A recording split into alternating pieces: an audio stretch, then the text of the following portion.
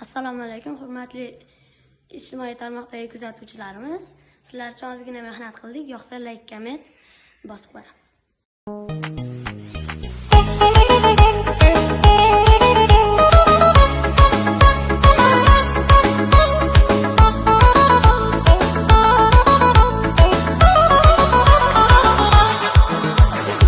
İşlerini göstermedi romanlar fakir.